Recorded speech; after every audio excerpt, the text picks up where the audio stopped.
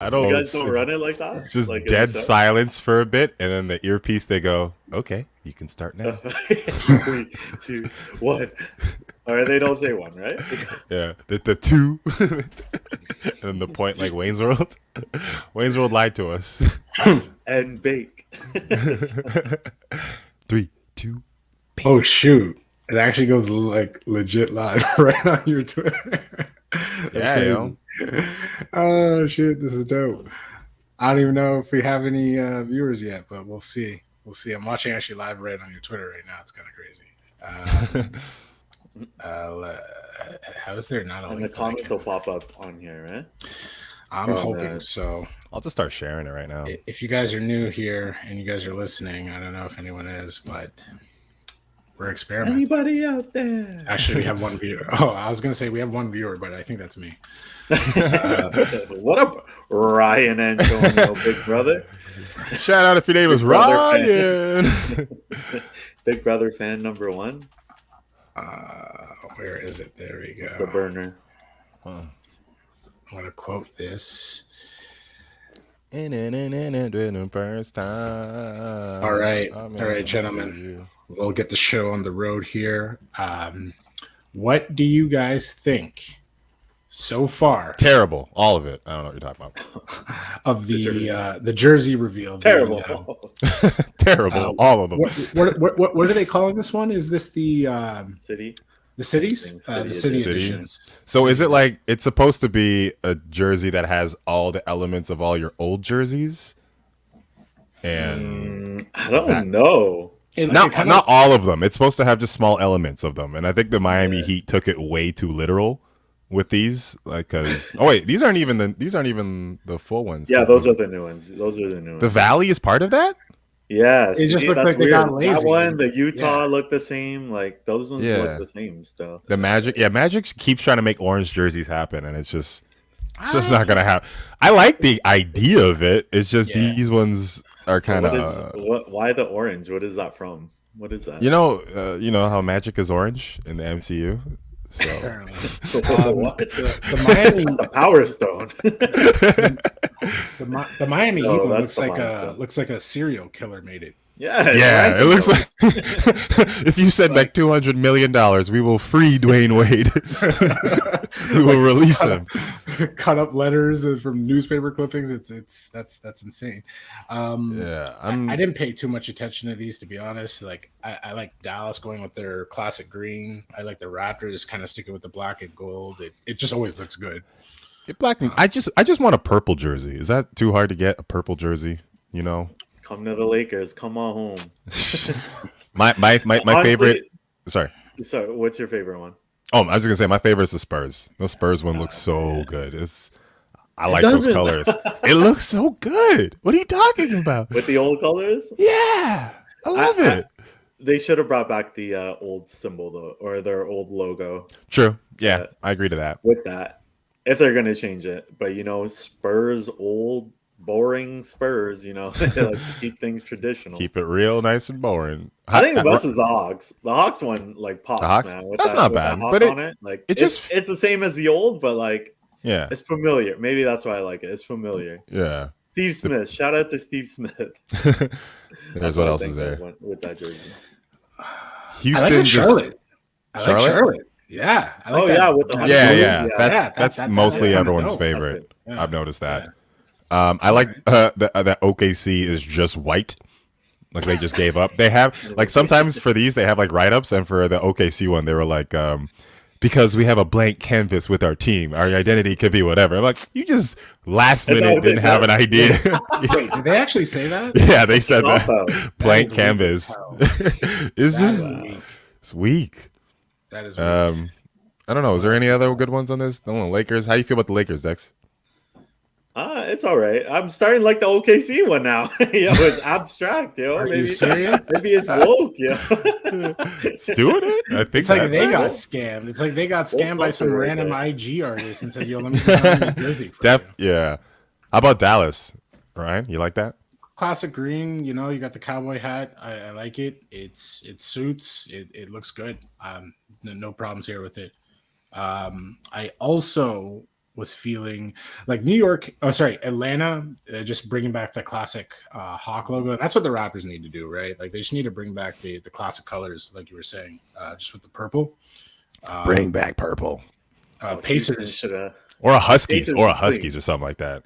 Pacers is clean. Pacers, but that Houston one, they need to send that back to 2000, man. Like, yeah, that retiree Yao Ming right there. NBA 2K1 called. They want their jersey back. Oh man! And with that, welcome back to Below the Hardwood. I'm your host Ryan Antonio Henry, sitting here with the homies, team, compadres, cohorts, amigos, the Black BTS, the Avengers, the NWO, the Eternals. The Eternals. Oh. Okay. The 10 rings. 10 rings? The what ifs. Hydra. Hail Hydra. AIM. Advanced robotics, whatever it's called. Advanced robotics. The Modocs. The Weekenders. Yeah, true. The Boondocks. Boondock Saints. Yeah. We're whatever you want us to be. Go find an Oxford dictionary and just find some adjectives. Send it to me. Send us some words. This is episode 53, and I am joined by my co-hosts, Alan Shane Lewis. Hi, I'm Alan Shane Lewis. I am on a podcast. He's on a podcast. And Dexter Areola. Hi, Nikki. Hi, Nikki, and that's the start of the show, ladies and gentlemen. This is episode 53, titled "The Marathon." Who we got? Daryl Dawkins? We should have called it The Climb. It's the climb. It's the climb. Oh, God, no. We're not play that, Ryan. We're not play my Miley Cyrus. We're not doing that yet. Pause the podcast. Actually, keep the podcast going. Play The Climb. We'll sit here and wait. Priorities. Episode 53. So, do we have any 53s? Famous 53s, gentlemen? Answer it. Was it Daryl Dawkins?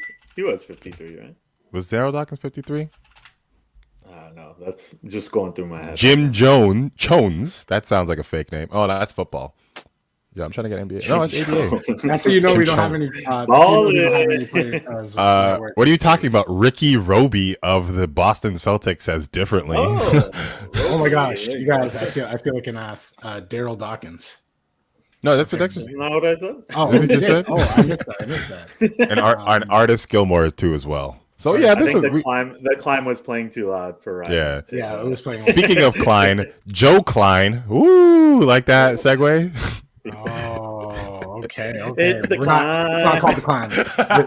This episode's not called The Climb. It's called The Marathon. And the reason why it's called The Marathon is because, the NBA season is not a sprint. It's a marathon. And right now we're seeing a lot of teams kind of unravel. We're seeing some players call other players out on other teams. We're seeing, teams that we expected to do well not perform so well. So we're here to talk about it. It's the marathon, and just to break into this, a part of the marathon that people are experiencing, guys like James Harden, are finding it a little bit hard to get to their normal pace. Why? Well, Draymond Green had some comments recently about the new NBA shooting rules and essentially saying, hey, he actually finds the NBA more enjoyable to watch with the way that, things are going about. There's players who have been caught numerous times trying to rely on old tactics like James Harden, Steph Curry, Trae Young, and it's clearly affected their game because they're getting called at an enormous rate. So to begin, do you guys find, as Draymond said, do you guys find the NBA more watchable with the fact that the game is a little bit more pure than it ever has been? Yeah, I don't know. It is interesting, but I love every time it happens. There is just that moment of just like silence where all the players are like, no foul? Okay, play on. And then the announcers got to say something about it and address it. So I appreciate that part of it. But I think, some of those James Harden ones, it's like, I think that might have been a foul. And I think they're specifically targeting certain people, like, your Steph Currys, your step backs, your Joel Embiids and whatnot.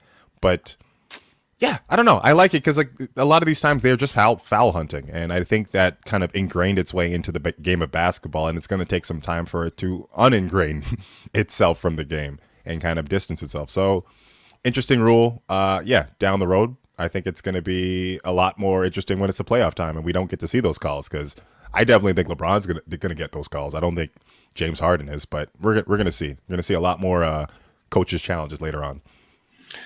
Dex, do you find the games changed a little bit now that we're seeing a lack of those calls coming in? Oh, it's definitely changed, like 100%. Sorry, I want to add Luca into that complaining. Harden. His complaining is actually stopped, by the way. I don't know what you're talking about. His numbers are still high. I know you guys don't watch Mavs games. You know I watched Mavs game last night. Okay, I'm watching Mavs games, but it does make it go faster if you really think about it. Logistically, it's 3 less free throws than they're calling. And I've noticed games are a lot shorter. Like a game would start at 7:30, and I try to catch the end of it around like 10 o'clock, but it's already done. So it is cutting down a lot of time, and that's what makes it more enjoyable. Like people don't want a game to last 3 hours, just the last 2 minutes or whatever. So that really cuts back a lot of time, and I don't know. I'm all for it. It feels like the 90s again. Not the 90s. Let's say 2000s, but. But some should be called foul. Like you're also trying to protect players, and sometimes they undercut them and doesn't get called, and it should be called. So definitely foul hunting is out there, but man, they need to step on it a little, because I don't know. Sometimes they don't call it. So they just need to review stuff. With that being said, James Harden's obviously the biggest culprit of this rule. But poster boy. Steve Nash has even recently come out that he's been unfairly made the poster boy, which, to be honest, I feel is true. He's his coach, man. You look at all the blog sites; they're all posting videos of basically every time Harden tries it and he doesn't get the call. But if you actually watch some of these calls, it's like this guy is actually getting fouled. Like he actually drives to the paint, hands are literally like hitting his forearms, and he's not getting a call. So do you guys think this rule has kind of made it's almost like the refs are kind of targeting him directly? Do you think he's getting unfair calls from this, Alan? I think sometimes he's definitely initiating contact, because like that whole thing where he drives with with his left or right hand and he throws that hand into them and gets that, those ones are not getting called for sure. And it's definitely frustrating for James Harden, who's trying to find that rhythm, that step to kind of get into his game. And but then sometimes I like that there's a play that we posted on our TikTok on Below the Hardwood. Go follow that, with Chris Duarte, and he hacks him. And even the announcers are like, that's a foul. So once again, I definitely think it's an adjustment period. It's going to take some kind of time to kind of figure it out. I don't think James Harden's in trouble. I know he's averaging like 4 or 5 less free throws a game, but the way James Harden's game is, I think he'll eventually figure it out. This guy, you can't keep this guy out of scoring. You know, this is not even just like a new team with him. It's also he's actually had a training camp with this team. Kyrie Irving's gone. They're still trying to find their identity. There's a whole bunch of things that are going on, and also it's been like 7 games, so it's interesting to watch. It makes for good TV. I have the play there where even like the announcers are straight up like, if you look at this one, call the forearm of Duarte. I mean, like I don't. That's know a foul. That's a foul. That's 100% a foul, but they're just not calling anymore. But we'll see. And it just like the refs are well aware of media and rules, and the fact that James Harden's games have been predominantly like this for like the last like almost all of his career, right? So like they know, they're aware of it. So I feel like they are targeting him like directly, because they're looking out for him specifically. Which is funny, because it's like it's not his fault. He found the loophole. You guys made the loophole. Don't punish him for your mistakes. No. Well, they closed that loophole this season, and I feel like right around his neck. I think reputation. I'm gonna relate this to like texts. Like certain guys get texts depending on what they say or how it happens, right? So I just feel like they're targeting him because of reputation, because he got all these calls. He averaged like how many points a game that year? Was it like 35 points a game? Yeah, this guy's been in the top. Most of it was free throws, right? Yeah. So he really has to change his game. Like Alan said, he he kind of didn't have a full training camp because he had that hamstring injury that happened in the playoffs. That's why he might be out of shape as well. But yeah, just James Harden, it's reputation. Same, I think of Draymond, like we talk about Draymond Green. I think of him getting texts for like yelling at his teammates. That's what happened. Like Joel Embiid, same thing. He yelled at himself and got a tech. And I think they just build a reputation, and that's what the calls are going to. Like if Reggie Miller were in the league today, he wouldn't get any of those calls as well. Yeah. Oh, 100% no. Yeah, and no, Dex, you're actually absolutely right. It's 100% reputation, and that's where the targeting is coming from. He had his first real good game in a couple days ago when KD got ejected for elbowing Mans in his neck. I don't know if you guys saw that. James Harden had a triple double. You know what? I feel like those two can coexist on the same team. But Harden just needs the ball in his hands. And obviously with KD, it's a little bit hard to do that. But KD, he's seamless. He can fit in anywhere.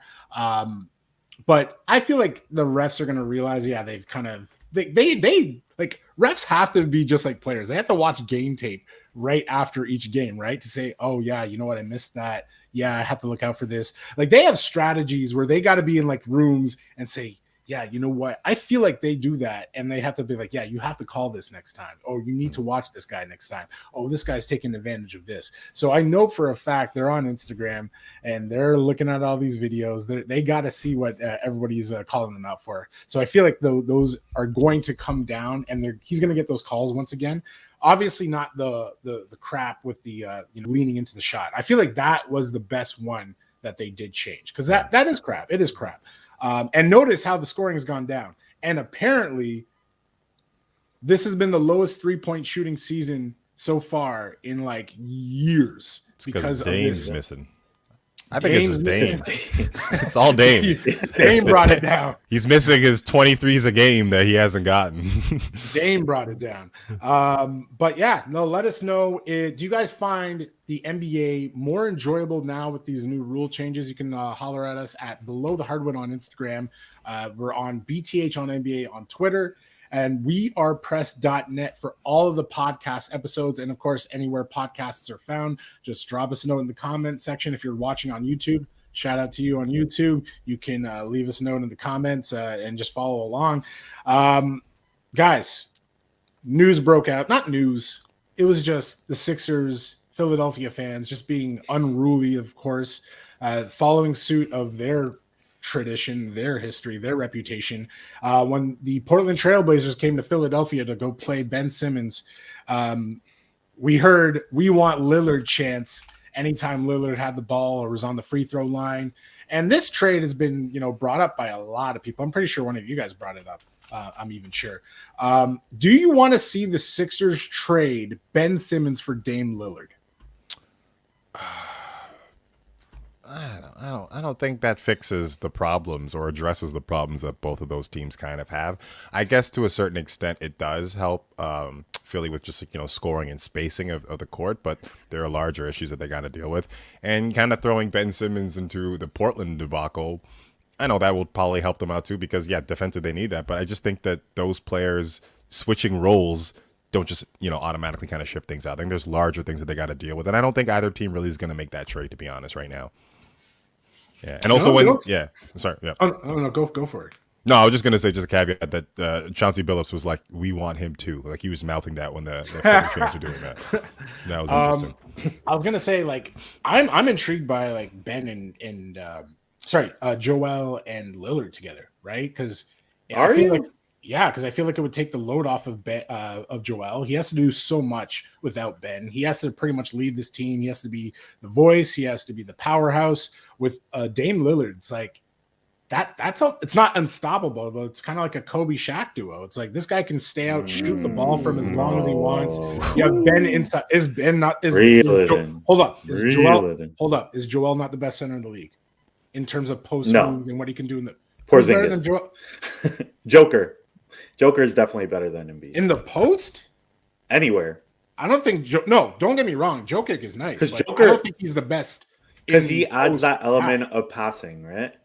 Oh no, but I'm just talking about in the post. Like I'm talking. Yeah, that's part of the post. Oh, you got to kick out. I don't know. I'm taking Embiid in the post over Joker. Like Oh. I'm taking Boban anytime, but once again, if Boban was playing 10 years ago, dominating, feeding. Oh, he'd average 35 points a game. He'd be going. Boards. Yeah, every Honestly, NBA team would be coveting him. Easy. The better fit for the Sixers would probably be CJ. I would aim for CJ. I don't want Lillard, especially this Lillard. CJ, he can play off the ball. He can play with the ball. Great shooter, especially this year. He's carrying that team, to be honest. He's the one that got him the 3 or 4 wins, whatever they're at right now. And even in the losses, he looks amazing. He's getting like 25 points. He's averaging, about 25 points. And I would want CJ instead. So, like, they could aim for Lillard. I guess you ask high and then buy low. And then you just buy CJ. And then you could trade. Man, like, the Blazers need a lot, though. Yeah. They don't need just Ben Simmons. I think they would want Thibault, which I guess the Sixers wouldn't give up. You can give up Maxey right now or Milton. But where do those players play within that? Is it just like second unit?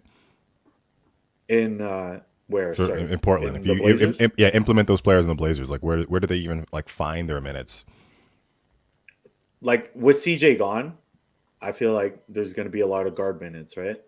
They have Anthony Simons, but if you bring in a Thibault, he'll probably play the 3. Yeah. You bring in Maxey, that's like looking forward, looking ahead, because he has a high ceiling. Yeah. But I think that's the right trade. Like, you go for CJ, you don't go for Dame, especially like the Blazers love Dame. The city of Portland loves Dame. They don't want to get rid of this guy. He's the face of the franchise, but true enough. It's going to end badly. I know I advocated for that trade because I just wanted to see just a mix-up and whatnot. But I'm looking back, I don't know if we're really going to see any real improvements. There's just so many problems. Like watching a Portland game, it's like, oh wow, it's bad. It's not just I don't know if it's Chauncey Billups fireable in his first season bad, but it's pretty bad out there. But you know who's playing consistently, or at least semi-consistently well, is Norman Powell. Just looking at him play, his numbers, so that's a win for the Raptors. I hope, not that they would trade him already, but like I do hope that he's out of there because I want to see that guy play on a contending team at some point again. Like, Norman's great. Let us know again. Do the Sixers pursue Dame? Do they pursue CJ? Is like what happens with Ben Simmons? News on Ben Simmons again is it just continues, man. He apparently is not willing to see Sixers team doctors or about mental health. So it's like he's kind of just going this route and going it alone. I thought things were progressing because he's been showing up to team practices every now and then. So but it just keeps getting worse. He's done with the Sixers. A Philly psychiatrist. What do they do? Just like, how you feel, and then they fight you or something like that. They fight you, tell you to go home, take your stop being a pussy, and they just punch you or something. Like, I don't trust Philly psychiatrists. Pretty much. Let us know. Rocky's the greatest, and they just. At Below the Hardwood on Instagram, at BTH on NBA on Twitter. Also, if you're watching live, let us know too. What are your opinions on all this stuff? Drop a comment. We'll check it out sooner or later. We're going to take a quick break. Come right back at you with the second half of Below the Hardwood, episode 53, the marathon. You are tuned into the greatest. We'll be right back. Brought to you by Terramon Tequila. Terramon Tequila. Get your tequila on. We need to figure out. Just bring it. We need like a rock. Get Terramon Tequila, you jabroni. He just sues us. Yeah.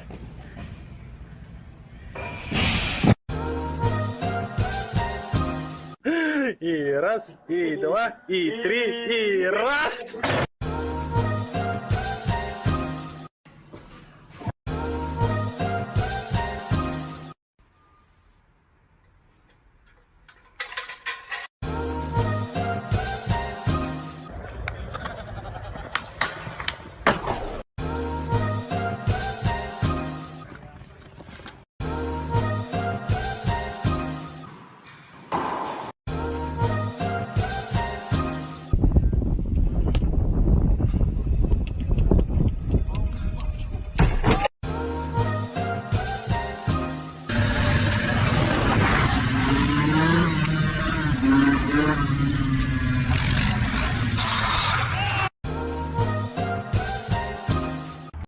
Yeah, I ain't like how it went down. That's all. Like, you had 3 months to trade me. You wait till the 15 minutes to the deadline to do it. Like, I wasn't feeling it. Yeah. You know, I felt like I deserved a little bit more respect than that. So, but. And because you had so publicly said, like, you never want to leave this place, you like the role that they have I felt it coming, though. I wasn't naive, but, you know, if you're going to do it, do it. Like, you know what I'm saying? Like, don't wait till 2:45. It didn't play surprise. I just wasn't feeling it. When you say play surprised, you know those phone calls. So I'm sorry that, like, man, get out of here. You just heard Lou Will talking a lot of things with Taylor Rooks. Great interview if you guys haven't seen it. That was Lou Will talking about his feelings, how he felt when he was traded away from the Los Angeles Clippers, which brings up a lot of topics, a lot of great topics, which we will get into at the start. But before we go into that, guys, I do want to get your takes on what's happening with the Boston Celtics. Oh, we could just do Lou Will and then come back. We could just do Lou Will? Okay. Yeah, then come back. Okay, we'll come back. They don't know that we've skipped it. We don't know that they skipped it. Lou Will had a great interview with Taylor Rooks, just as we said. A lot of great topics. One he actually brought up was, who is the best sixth man of all time in the NBA? And that's a loaded field, because there's like a ton of great six man, ton of great multiple winners, just, you know, sidekicks. There's some teams with the six man was literally the second best player on the team, and then they were the six man. So let's list some off here before we say who ours is. And apparently, again, Lou Will said that he's the best. Just say ours. Okay, I was gonna say Lou Will says and then list them off after. Okay, so because then you'll make us change our mind. Okay, all right. I'll be like, all right, you're right. In that case, Dex, who do you have as the best sixth man of all time? I don't know if I'm right, but I think he was the only MVP, and it's James Harden. James Harden's got to be the best sixth man. Wait, when he was a sixth man? Yeah, when he was a sixth man. So early days, James Harden was better than Manu Ginobili. Yes, 100%. That's not accurate what you said, but okay. 100%. James Harden in his early days is better than Manu Prime. 100%. That's just not true. Okay. All right. I want to do that meme where it's just like holding the cup and just. I'm gonna do the Kermit the Frog one. Pixelated Allen. I'm pixelated. Goddamn Rogers, Ed Rogers, and the whole family can go to hell. He's not in the game. He's not in the game. I gotta go. Yeah, I gotta go Manu, because I think Manu Ginobili should have been a starter, but he understood that his position in the game was best to come off the bench, and that is a sacrifice that needs to be kind of recognized. If you're talking about like instant offense, sure, you can go with your Lou Wills, your what's his name, Jamal Crawford and whatnot. But you could say that they're instant bucket guys, but at the end of the day, who's going to end the game? You know what I'm saying? And it's going to be Manu. Manu's on the court. He just doesn't start the game, and he implements the game, or he changes the game in multiple ways. He doesn't just score. He's also a facilitator. He gets rebounds. He makes hard plays on defense. He does all of those things that you want a sixth man to do, and he does it very well. And I get that, because like sometimes starting and coming off the bench, it's a different type of energy. Everyone's a little bit tired. You kind of see the game going already. There's, some people kind of perform better when you can start off the game like that. But I think Manu is the type of player that is probably the best sixth man of all time. Hold on. Time out. Okay. So I'm going to say Miami Heat right now is having this debate as well, because Tyler Hero thinks he's a starter. He thinks he's among the best. With Ja Morant, Luka, Trae Young, he said he's in this conversation, but he's in the sixth man. He's the sixth man. He's coming off the bench. Mm-hmm. And what Charles Barkley said is that he plays the worst players, or the bench players. So he's the best among the bench players. That's how I feel Manu did. When he came in, he was playing the bench players. Yeah. When James Harden played, and he progressed into a starter. So I feel like James Harden is the best. No. This is where swing and a miss. Strike two. Full circle. This guy had another pitch. Missed that one too, yo. James Harden could do it against starters. He could do it with closers. This is where I'm going to counter everything he just said. But first, I'll start off with mine. So mine is also Manu, simply because of the fact that out of all of them, and James Harden's a cheap six-man pick, by the way. Manu's the only bona fide Hall of Famer on that list. Manu's the Hall of Famer, six-man. So is Lou Will going to the Hall of Fame? Probably not. Jamal Crawford, could he? But he probably won't. Yeah. Manu is a part of the legendary trio of Tim Duncan and Tony Parker. And like I mentioned before, when I was describing the six-man, sometimes they can actually literally be the second or third best player, but they're designated to come off the bench. Let me give you another one who is not the best six, but was that. Jason Terry for Dirk Nowitzki. Off the bench, six-man, second best player on that team for years. But was he the leader of the bench? Not really. Jason Terry could have started any game, but they purposely had him in because that was his duty. That was his job. He had to come off the bench. It's a duty. You said legendary three? Isn't like Harden, Westbrook, you're not Durant disrespecting the biggest Spurs right now. He's not disrespecting the Spurs right aren't now. No, I'm not. Marvel, what if that young? Okay. Aren't they the biggest what ifs ever? I'm gonna make that graphic. I'm gonna put Marvel, what if on top of that big three. But that's why James is a fake six-man. He's not really a six-man. Why is he fake? No. He is fake. James Harden's not a six-man. Fake news. None of those six men were leaders on a team, were they? Were they not? Like James Harden is a bona fide. He will be a Hall of Famer. He's an MVP. You don't see a six-man of the year winner winning MVP. I think we got a snapshot of James Harden.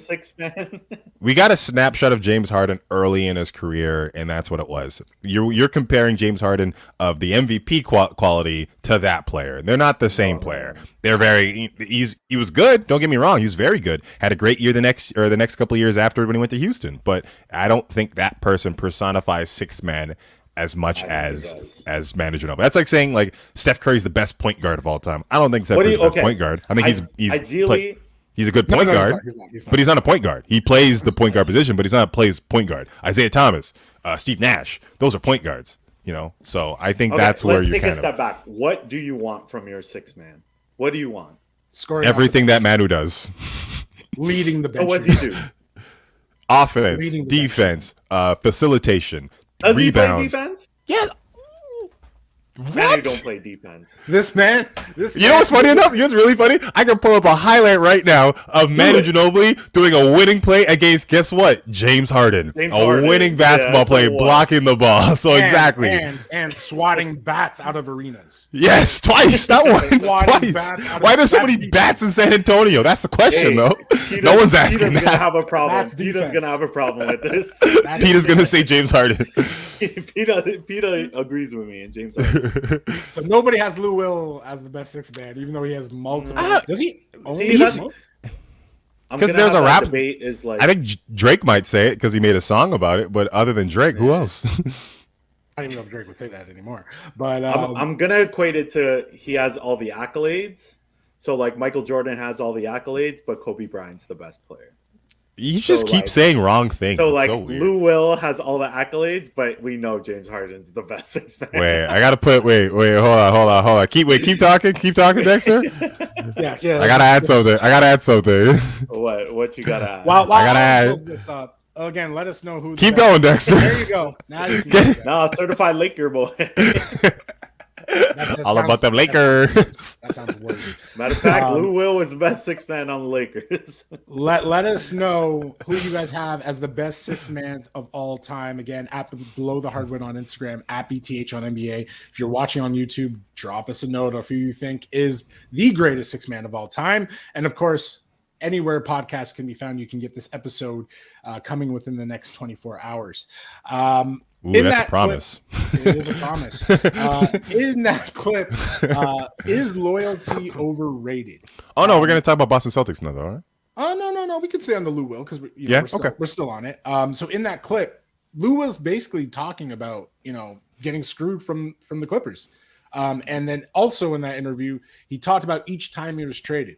One time he found out he was traded through Twitter. One time he found out he was traded literally minutes before the deadline. Actually, that's what the Clippers did. They did him dirty within like the last 15 minutes of the deadline. We've seen this from players like DeMar. We've seen this from guys who are just upset that they weren't involved in the process. They weren't told previously that, hey, we're talking about it. It could happen. It's a reality. So when Lou was talking to Taylor, he was basically saying, hey, like, I understand it's a business and I understand it's a part of the game, but just don't act like you were surprised that this happened in the last 15 minutes. Clearly, it was probably discussed all day and you didn't want to keep him involved. So it brings up the question of loyalty and do players deserve to know what's happening if, they are involved in trade talks? Like, Dex, do you feel, teams owe players this?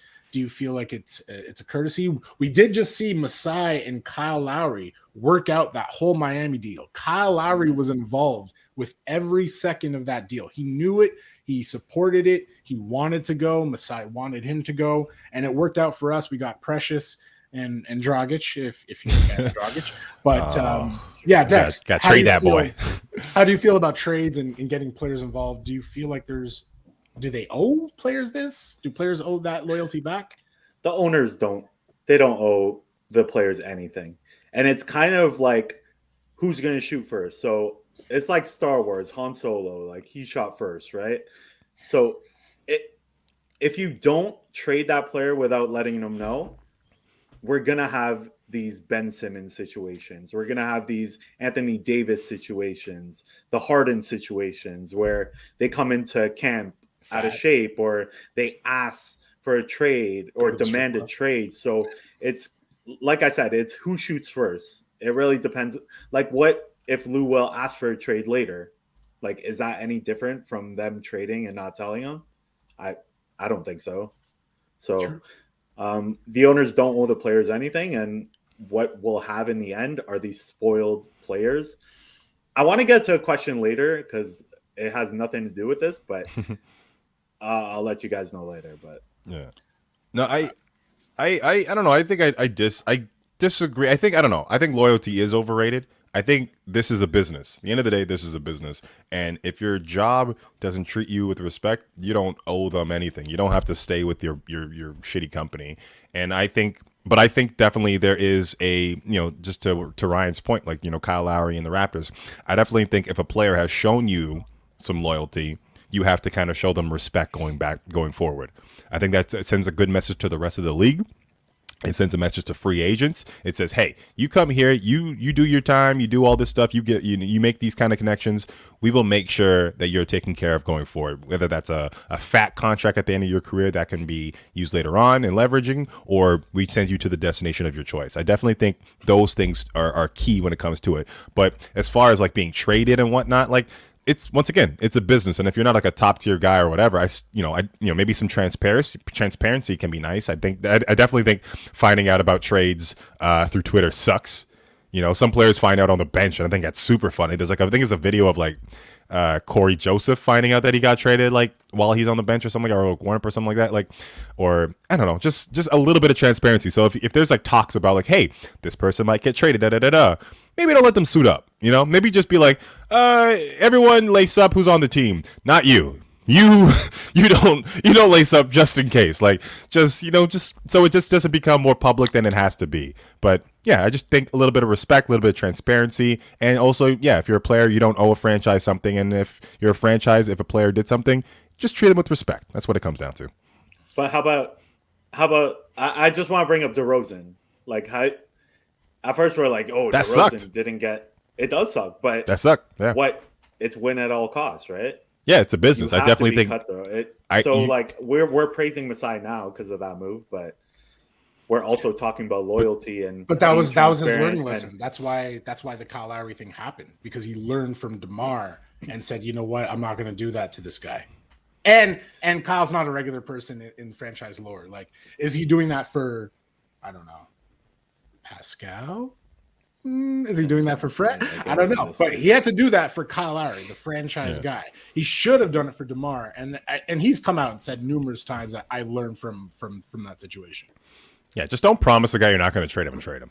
If you like, just be like, hey, I promise I won't trade you unless Kawhi Leonard is on the table. Because if it is, you're gone. Like, I'll just tell you right. Like, just transparency. That's all it is. Just say that. Like, I'm not going to trade you unless James Harden is available. Like, just say that. Like, just be totally upfront with the player. And I think that should be fine. Because it's a business. No, but at the end of the day, it's a business. Let's say he couldn't get that trade. And then DeMar becomes disgruntled and then doesn't show up and then do all this stuff, right? Yeah, but like just say I'm not going to trade you unless something crazy thing happens, and I will keep you. Don't ask. Why are you asking DeMar? No, but just keep. Bitch. But I'll tell you. No, I think just tell the player. Traded? Shut up, DeMar. Just play basketball. This guy's gonna be the meanest GM guy. This guy's going for that Donald Sterling record. Yeah. Shut the fuck up, guy. What are you doing? Just dribble. Shut up, dribble. Bro, why are you in my office? Get out of here, guy. What is this, Ted Lasso? Get out of here. Don't talk to me. Let us know. Is there room for loyalty in the NBA? We've seen it so much in the last 2 years. James Harden, Ben Simmons. And you know what? To close it out, to be honest, I'm learning that there isn't. I used to be a big preacher on loyalty. Obviously, my favorite players all stayed with their franchises. That means nothing. I know. Absolutely nothing. I don't get it. The guys I grew up on, the Dirks, the Duncans, the Kobes. But that era is done. Yeah. There's a lot more money involved. There's a lot more movement. Player movement's a huge thing now. Yeah. So the days of seeing a guy spend 20 years with one franchise, I don't think we're ever going to see that again. I hope we don't. Before you close it out, besides Kyle Lowry, who's like the last loyal person to win a championship? Okay, Giannis. That's exception. I feel like that's and too Giannis is kind of early. That's too early to say. But like, who's been there? Who's been loyal, like to the bone? Like Lillard. It would have to be.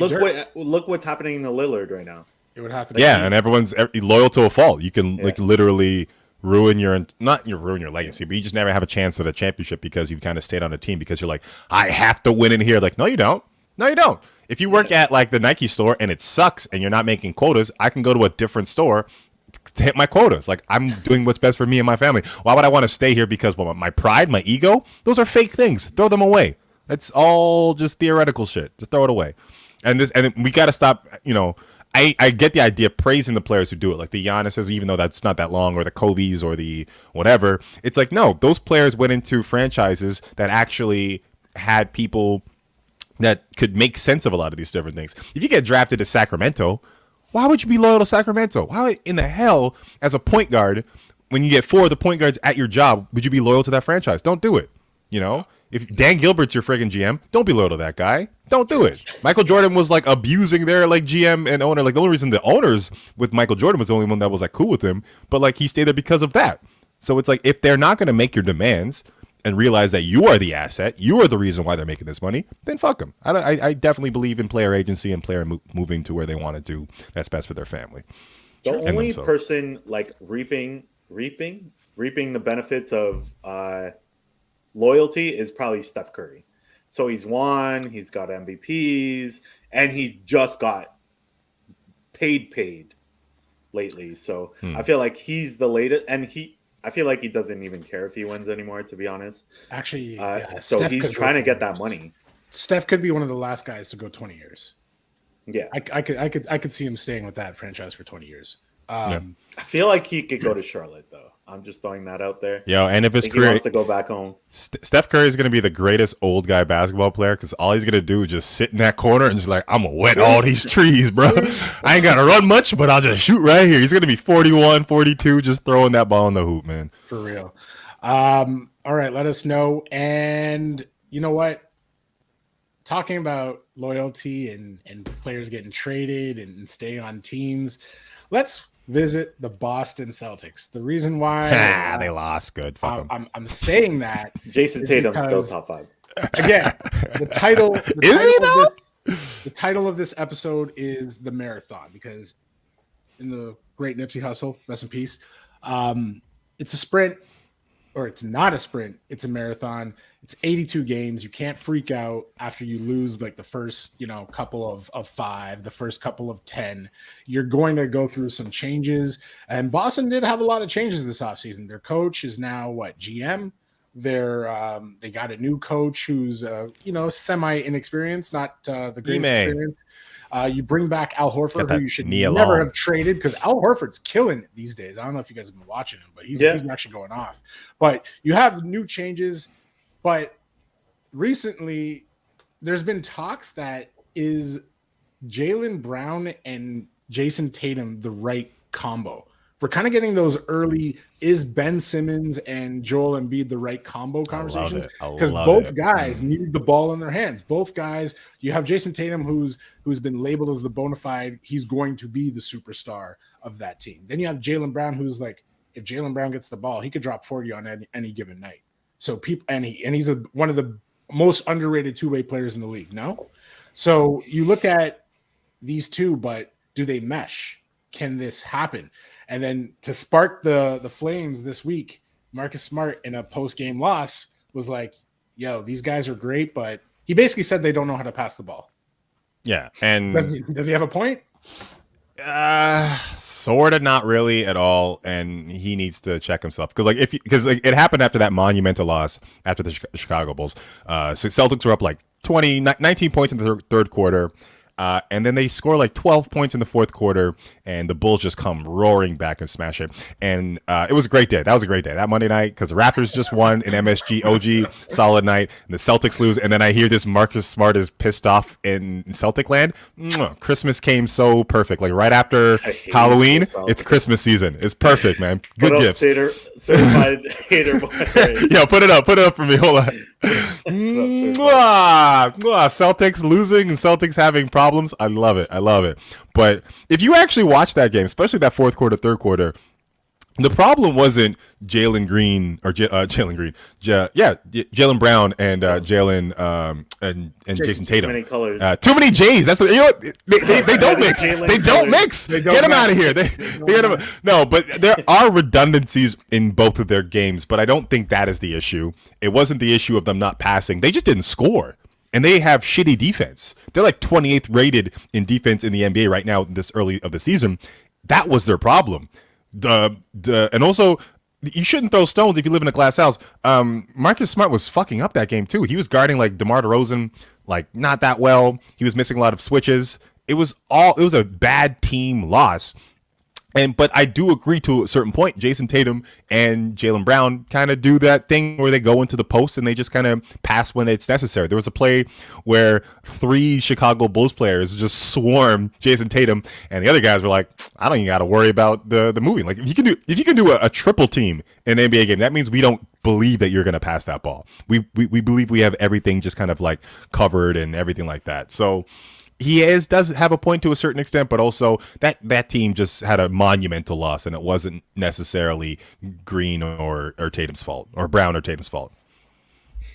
But I love it. I love it when they fight. It's good. It's real good. But you said it. It came after that loss, and the run was 39-11. And Marcus Smart is making comments. What is Marcus Smart there for? What did he get paid for? Defense. And you're letting 39 points, you're supposed to be the anchor of the defense, and you're blaming the offense. It's because you can't shoot either. If Jason Tatum had the ball, if you had the ball and you look at, I'm looking at Al Horford, he ain't going to score. I'm looking at Schroeder, he ain't going to score. Marcus Smart's outside in that corner, he ain't going to score. Who do I pass it to? I'm like, okay, here, Jaylen Brown. Okay, Tatum, my turn, your turn, my turn, your turn. I feel like that's their mentality. They have no one to pass to. Who do you trust? Who's that third guy? I think they could work. You just need that third guy. But no one's going to be that third scorer. Al Horford. Nah. He's killing it. This man's he's doing well. But he's a consummate professional, but I don't think he is the third option on a championship team. No. But yeah. Fourth.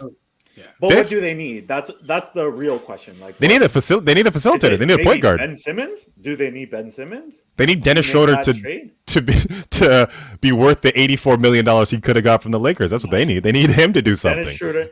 We realized Dennis Schroeder was a problem. But it's so funny to see that, like, we talk about locker room issues with the Celtics, and we thought it was Kyrie, and then we thought it was Brad Stevens, and now is it Marcus Smart? Boston. He's on the chop. It's just Boston. The city sucks. It's just bad energy. That's why Kyrie was smudging that entire arena. He was he recognized that. All right. That's why I say defend Kyrie on a case-by-case basis, and he was correct in that one, okay? It's just a bad energy over there. Wasn't necessarily all his fault. Oh, man. With Boston, do you feel like this is it? Like, they should just kind of cut losses while they have these two in their peaks and trade one of these guys? Would you like to see them break? Or is it not a sprint and it's a marathon and we just got to run this through and see? So you guys say Celtics should, no panic here, just keep it. I think same. No, I think you hit that panic button right now. I think they have something needs to change. Something. I don't know what it is, but do you trade one of these guys? Do you trade? Or they do like a players only, like that that's usually works. Players only meeting, but I just feel like by Marcus Smart calling out your best players, the ones who score the ball, that's not going to get you. I feel like you can do that. No, but like if Derek Fisher called out Kobe Bryant, like Kobe would be like, "What the hell are you talking about? I'm going to shoot this." Well, I think if the truth is the truth, it'll still permeate. Whatever, go through. But I don't think if Derek Fisher had something to say that was real, I think Kobe would listen to it. If it wasn't real, he's a leader. Yeah, Fish had the ultimate. Kobe had the ultimate respect for him. If I'm Tatum, I'm going Jaylen Brown and be like, "Yo, we're not scoring anything this game. We're just gonna pass the fucking ball. Pass it to Marcus Smart. Pass it to Schroeder. Yeah. You score. Yeah. Here's the thing. I'm getting like double team, triple team. Hold on. I'm gonna wait till the last second. Pass it. He is petty. I think he's undercutting Marcus Smart's influence on the locker room there. Marcus Smart is one of the leaders in that locker room. He can do that. He can be. But I think example. I think going into the media and saying things that aren't necessarily true is probably not the best way. Maybe it's a catalyst to players only meeting. If we're talking about teams that have players only meeting, Washington Wizards, and look at them right now. They're for some reason still winning games. They're not good, but they're doing their jobs. DNA. And all they had to do was trade Brody. That's all they had to do. Look who they got. They got 18 players instead of Brody. They had to get 2 champions. They had to get Trez. I think that's what it comes down to. And I don't think it's not his fault. He's not going to be able to figure this out. It's going to take a while for them to believe that, he has the experience that can change a lot of this stuff. But they have to just change. Yeah, I think through time and just having real conversations about themselves and figuring things out down the line. But also, I hope they don't. As Atlantic Vision rivals, I hope they never figure this out, and I hope this blows up in their faces. Thank you. All right. Let us know at Below the Hardwood on Instagram, at BTH on NBA on Twitter. Do the Celtics, give up one of their stars? Are they going to kind of run into the Sixers situation in 2 or 3 years down the road? And is a trade imminent? We'll see. Moving back to kind of the West side here. So again, this is the 75th year of the NBA, 75th year anniversary. So we all know that the 75th team has caused a lot of controversy of the names dropped off. We actually put out a poll last week of who would you rather have on your 75th anniversary team? Not even just that, just like in general.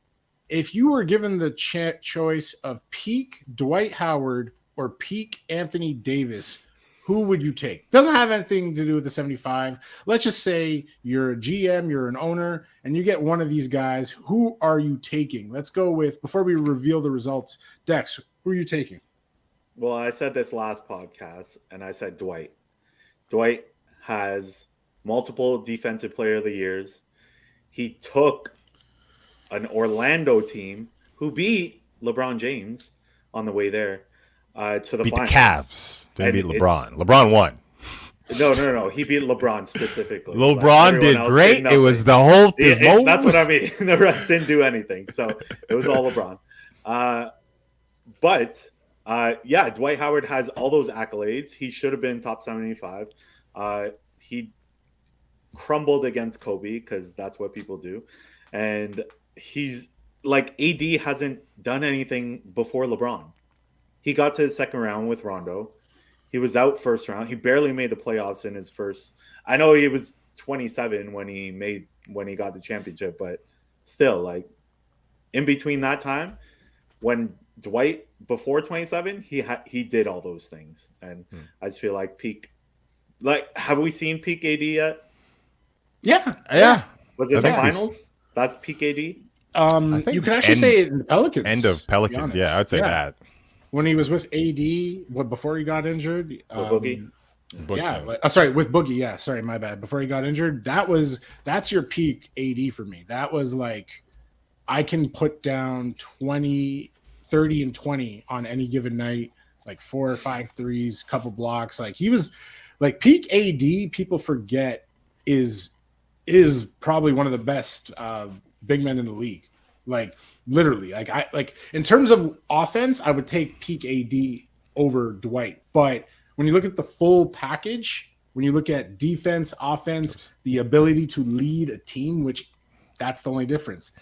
Anthony hasn't led a team anywhere. Like you said, Dex, like, he's gone out of the first round like twice before going to LA. Dwight Howard led Rashard Lewis, Jameer Nelson. Who else was on that team? Was Hedo Turkoglu? Rafer Alston, Courtney Lee. He led these guys to the NBA Finals, where they're definitely going to get destroyed by the Lakers. Like, who thought different, right? And then when you just like, man, if you for the new people to the NBA, or the casuals or the people that just don't watch a lot, or weren't around for Dwight in his peak days, just Google Dwight Howard defense. Just Google Dwight Howard 2004. Like, you will see this man block every single shot attempt, every layup, every dunk, whatever was around the paint. It just wasn't happening. I remember using this guy in 2K. It was the cheapest alive. Like, all I had to do was press triangle. I just had to press triangle on my PlayStation controller. Why? And the shot is blocked. Like, the Xbox. It was real. It was legit. Yeah. And the lob threat, the lob off the pick and roll. Like, Jameer Nelson the reason why his name is relevant is because Dwight Howard. I'm sorry. Like, Jameer Nelson's the equivalent to Mo Will. There you go. Like, he's better than Mo Will. No, he made him an all-star. Actually, Jameer an all-star, and who's better? Peak Mo Will or peak Jameer Nelson? Let's ask that question. I want to know, because I don't know, to be honest. Or is better. I'll go or. But yeah, we did the poll on Below the Hardwood, and people, surprisingly enough, 54% said prime AD.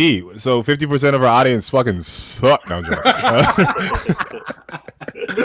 Fucking stupid. Shout out 46%. I'll play it. But yeah, no, it's crazy. Yeah, Ryan, to your point. Yeah, look at the stats. And the fact that he's only getting punished because of his longevity, because of the fact that you've seen Dwight Howard later in his career and you're like, oh, that's not the same guy from before. This guy that I remember seeing earlier is better. Like, this is recency bias, 100% recency bias. And he's you can't say it's championship. They have the same number of championships. What are you talking about? Like, you know, and I don't even think championship should be the end all for this, this list of the top 75, because I think, Gilbert Arenas said it best. He's like, championships are a team award, and that should be for tiebreakers. After you've gone through everything, then you go, okay, now championships. Now you throw that on there. And I agree to that, because, like, if we're talking about individual accolades, Dwight Howard, man, defensive player of the year, all this great stuff, first team, all NBA, dunk champ, Superman's in the building,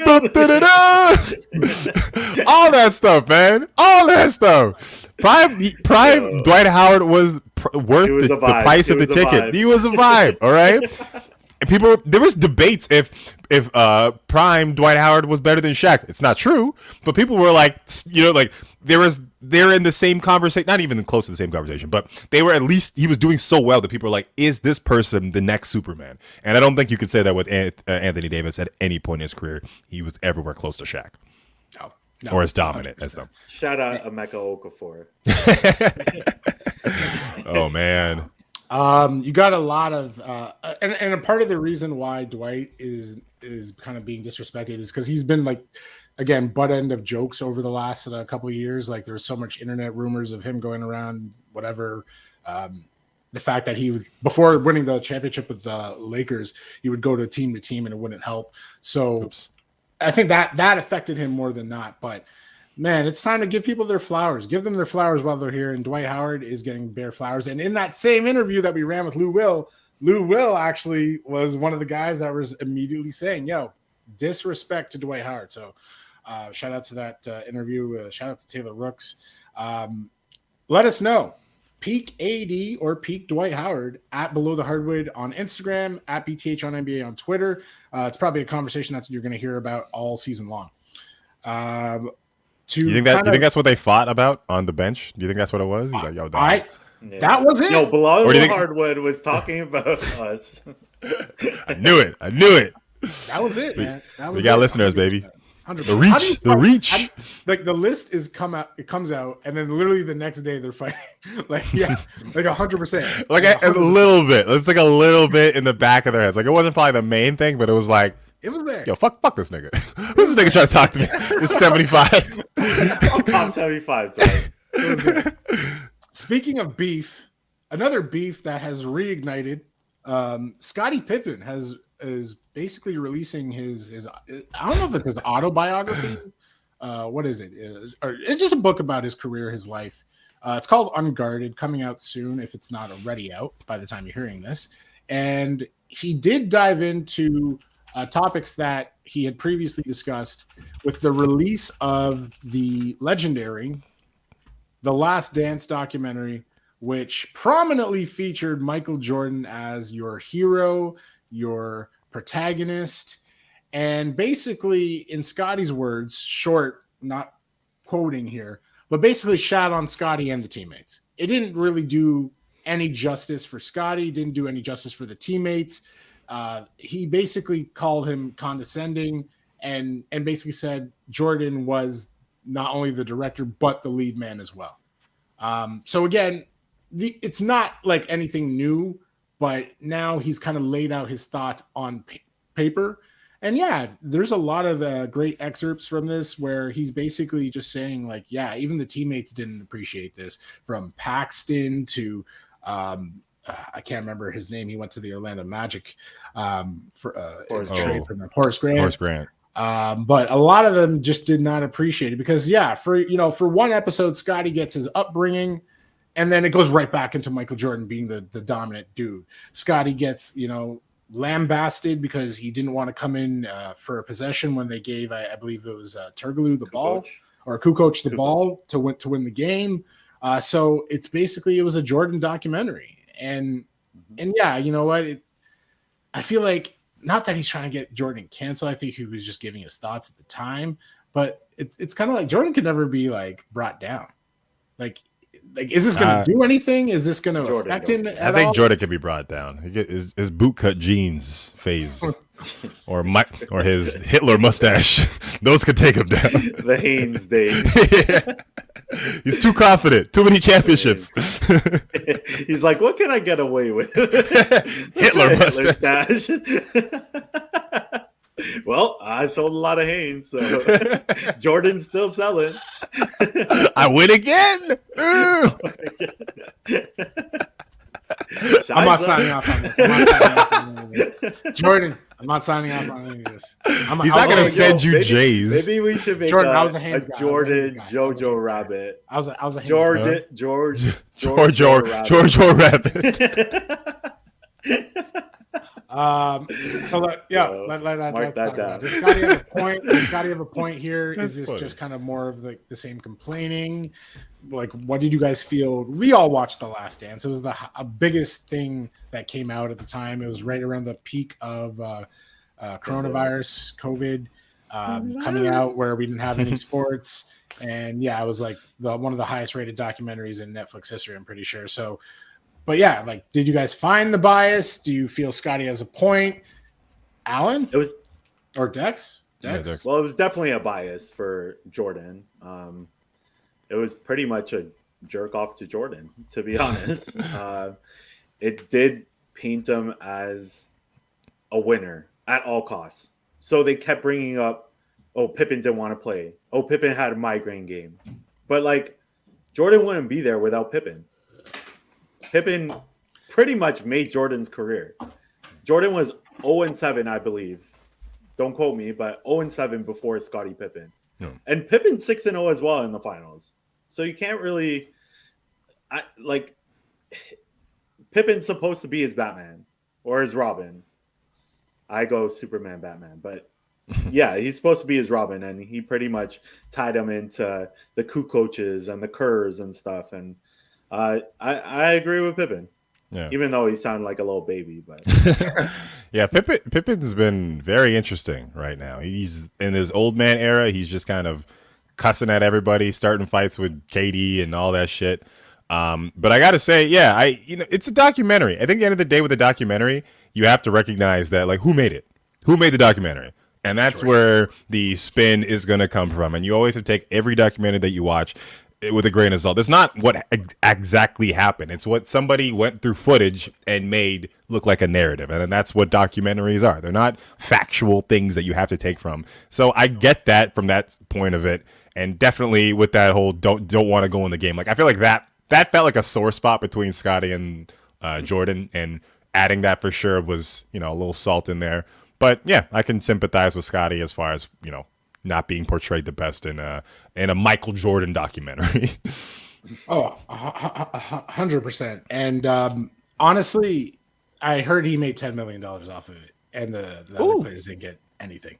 At least that's what Scottie wrote in his book. I don't know if that's true, but when Jordan's making $10 million off of this, and then the players don't get a penny, yeah, that looks kind of shady. And who knows? We don't know if there was preliminary talks about which player wanted to be involved. I'm pretty sure Scottie wouldn't have shot that down, but nothing gets greenlit unless Jordan approves it, right? And that's what happened here.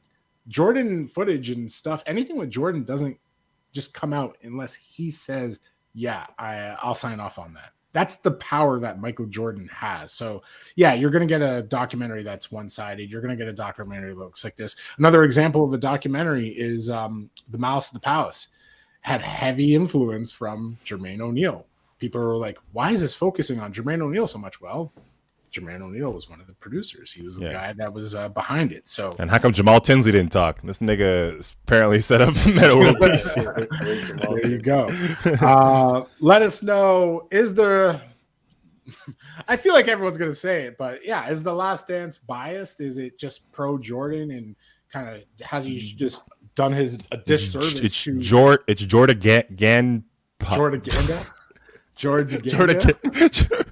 Ganda. I knew he was going with Thank that. Thank you. That was hilarious. My brain was broken after Jojo Rabbit. Real quick here.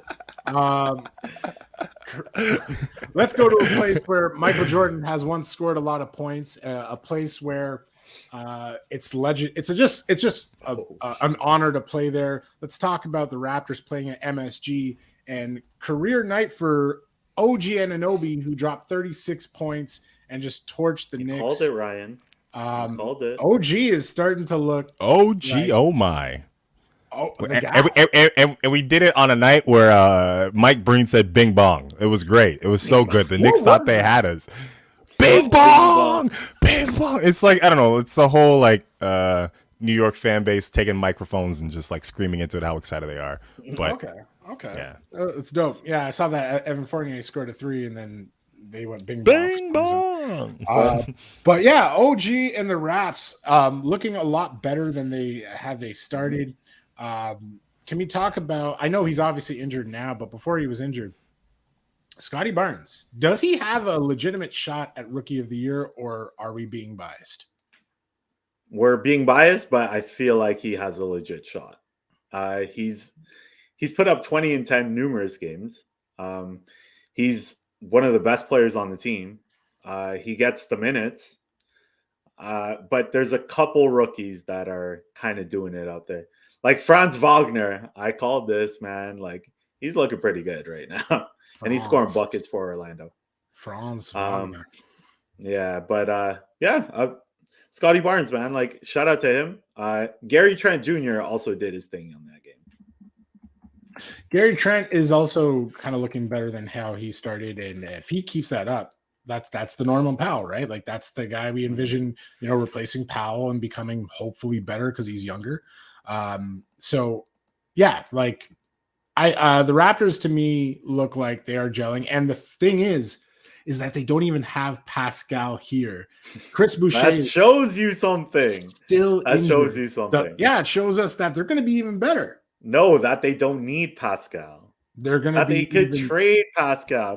Pascal's expendable. Pascal is not expendable.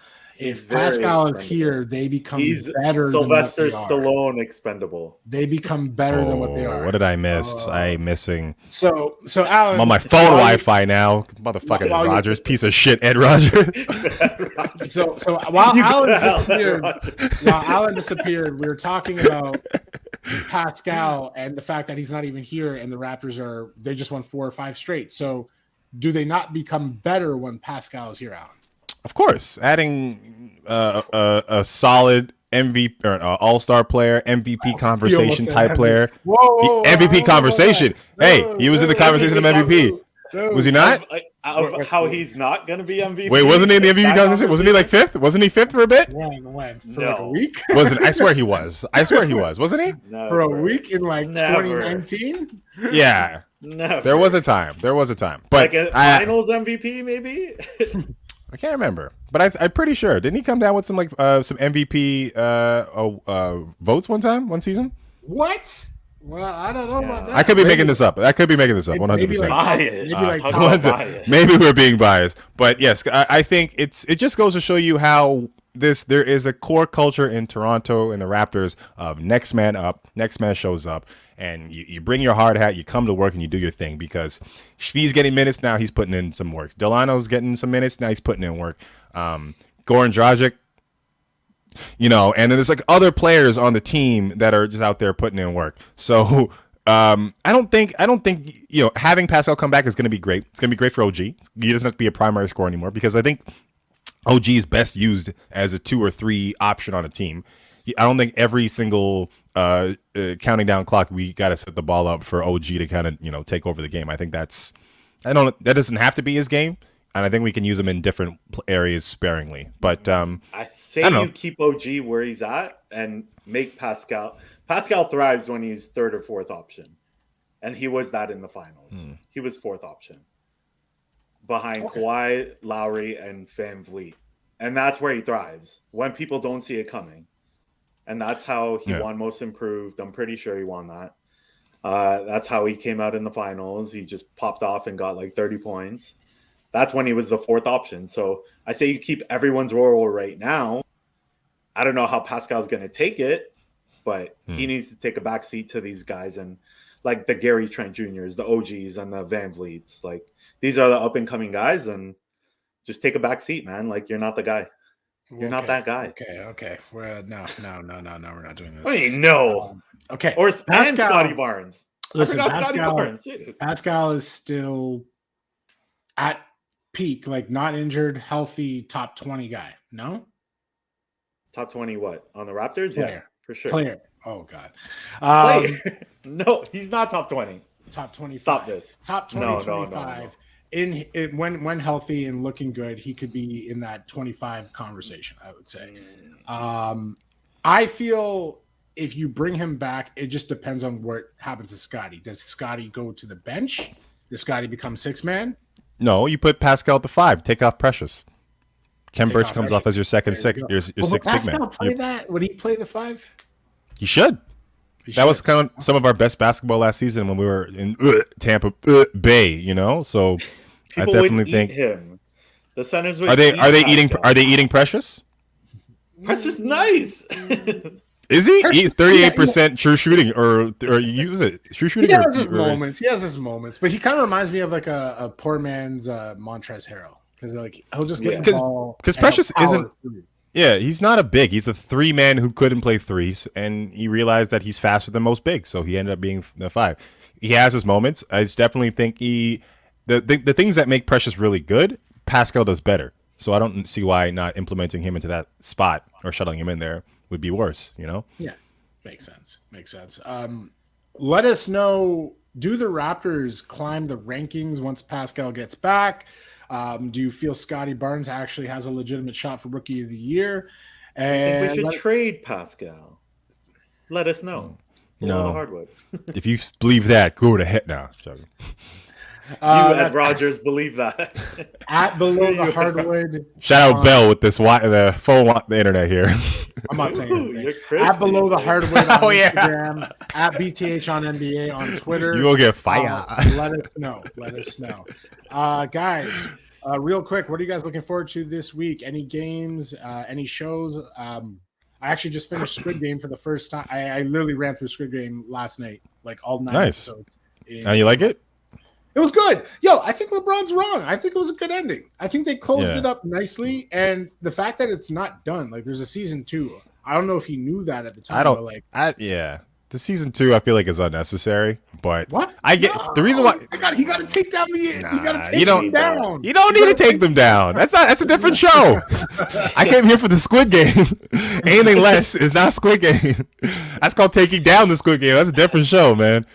I don't know. I think a lot of I think a lot of like, especially Korean shows and all that stuff, like they don't end like that. They end when the story has been told. It's more of a North American thing to be like, we gotta keep fucking going, bitch. Like Michael Scott's gone. Who gives a damn? Here's a million people to take over. So I don't know. But I think he was just saying that because he wanted to be like a good father. He's like, go back to your kids, man. I'm like, okay, LeBron. Oh yeah, no, I'm not gonna lie. LeBron, get out of here. Read first page reading a book, LeBron. You know what I'm saying? Like that's the same kind of. He recognizes that he has a platform, and I think that's what he was trying to do. I'm sorry if we're spoiling anything, but I was kind of pissed when he didn't get on the plane. I was just like, yo, bro. Yeah, pardon me. Yeah, but I'm like, daughter, fam, like, come on. Also, a whole year don't touch that money. That doesn't do no one good, man. No, seriously, that's ass. Also, plot hole. Yeah. How did he pay back those gangsters that he owed the money to if he didn't touch that money? Yeah, that never came back up. He just gave the money to the kid and his.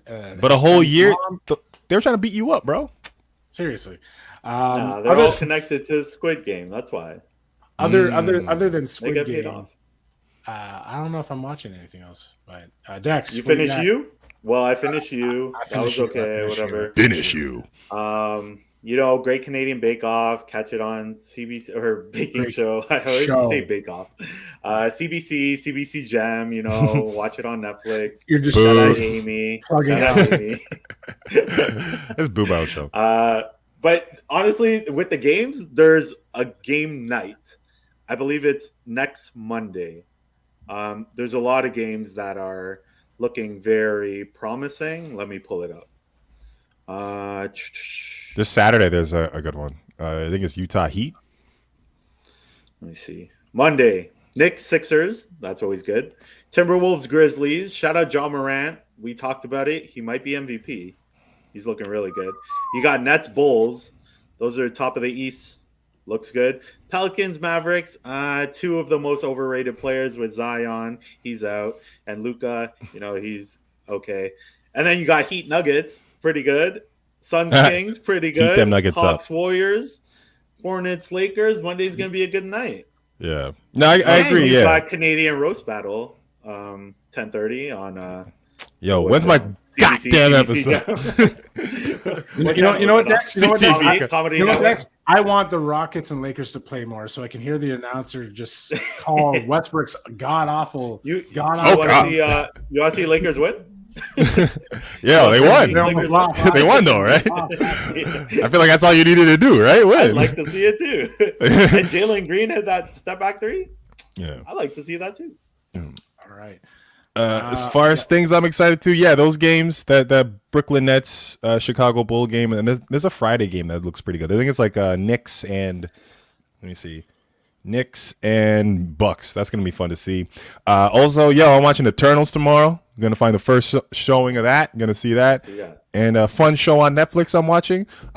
I just started it. It's called Inside Job. It's a cartoon made by like Alex Hirsch and it's pretty funny. It's pretty funny. I like it. Yes. I've my pondered, type of humor. I've pondered over that. In terms of games, Brooklyn versus Chicago coming up later this week on the 8th. And I'm watching more Heat games because, man, Kyle Lowry. He's real. He's actually, the real deal. I actually forgot. Beaumonte killing it. Heat versus Nuggets the same night. I just realized, November 7th, Sunday, Brooklyn, Toronto. I'm gonna be there. That's gonna be a lot of fun. This week. So I'm looking forward to that. Okay, Alan, do you think people will recognize you and try to take pictures with Hell no. Hell no. I got recognized once in this whole pandemic, and it felt that was it. Really? Yeah, it was once. Recognize you? People don't. No one recognized me. Who gonna recognize me? Ain't nobody go. Look, man. I gotta walk around with Bruno. I gotta walk around with Bruno. Was this Bruno? Yeah, with Portell. I'm like, hey, you see this? Anything? CDC? With a cake. Yeah. If you want to recognize Alan Shane, Ready, set, bake? Yeah, nothing. If you want to recognize Alan Shane a little bit more, we'll let you know where you can find him. Yeah. You can find me at the Alan Shane on Twitter, Alan Shane on Instagram, Shoeless Lewis on Twitch and TikTok. And watch Great Canadian Bacon Show Sunday night, 8 p.m. on CBC and CBC Gem, 8:30 your friend Newfoundland, or I think that's what it is, the Maritimes area. And CTV Roast Battle on or what's it called? Roast Battle on CTV Comedy. That's like Monday nights at 10:30. I don't know when my episode is, all right? I thought I did. I don't. They cut him out. They cut me out. Oh, I'm a roast CTV Comedy, bro. You don't want that. You don't want this smoke. Rogers, everyone getting it. Everyone's getting it. Click, clack, all of y'all. This was going to... And Island Boy. I'm an Island Boy. Ryan, play my mother music. Island Boy. Island Boy remix. That's living my Dex life. Don't forget the G Triple OG on the IG, TikTok, Twitter, and Top Shot. I just bought a Dwayne Wade pack. Send me your highlights. You're still buying packs, eh? Bruh, I'm invested now. This is Dogecoin right here. It's gonna turn into. Hey, who knows? It's gonna be a billionaire. When you're a billionaire, I want $1 million. That's it. That is at R.A. Henry on Instagram, Twitter, Snapchat, anywhere you can find me. Just don't follow me on Snapchat because you will be declined for stalking. Yes. Yeah. Get them V-Pics. It's premium over here. It's private. Yeah, get that OF account.